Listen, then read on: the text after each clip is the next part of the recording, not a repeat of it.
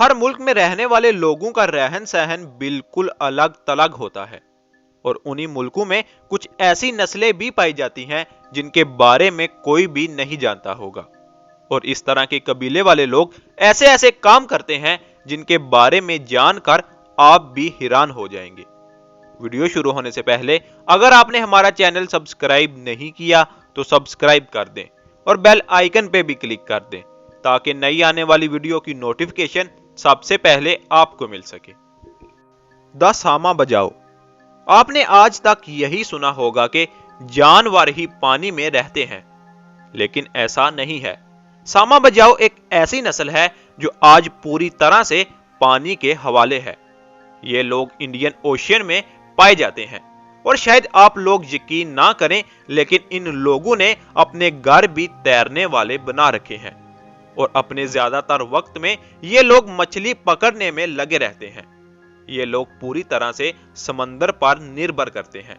आज तक ये कोई भी पता नहीं लगा पाया है कि इन लोगों की उम्र क्या होती है, क्योंकि इनको खुद ही पता नहीं होता कि किसी की क्या उम्र है। और तो और टाइम और डेट क्या होते हैं इसका भी अंदाजा इन लोगों को नहीं है। और आज तक बिजली के बारे में तो उन्होंने सुना तक नहीं।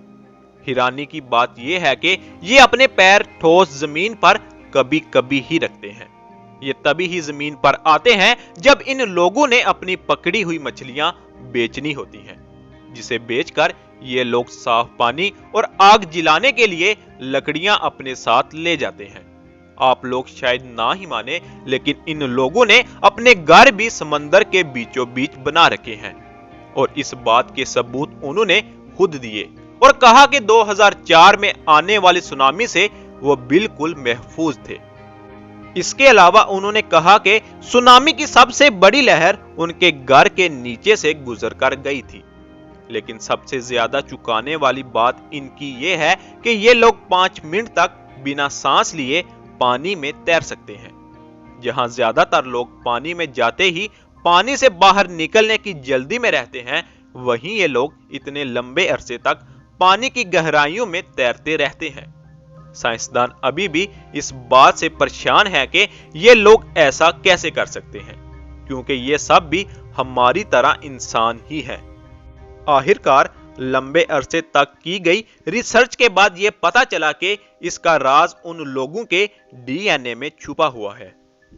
इन लोगों का डीएनए आम लोगों से बहुत अलग पाया गया। बहुत लंबे अरसे से तैरने की वजह से इन लोगों के जिस्म के अंदर के उज़ा एक आम इंसान से कुछ अलग पाए गए। इन लोगों के जिस्म में एक अलग तरह का जीन पाया गया और वो जीन पानी के अंदर जाने के बाद दूसरे जिस्म के अज़ाओं को छोड़कर सिर्फ दिमाग को खून पहुंचाने का काम करता है। और अगर ये कहा जाए तो हरगिज गलत ना होगा कि ये कुदरत के मौजज़ों में से एक मौजज़ा है। अब जिसके बारे में हम बताने जा रहे हैं उसके बारे में कहा जाता है कि इन लोगों के ऊपर से कभी भी प्लेन में बैठकर नहीं उड़ना चाहिए।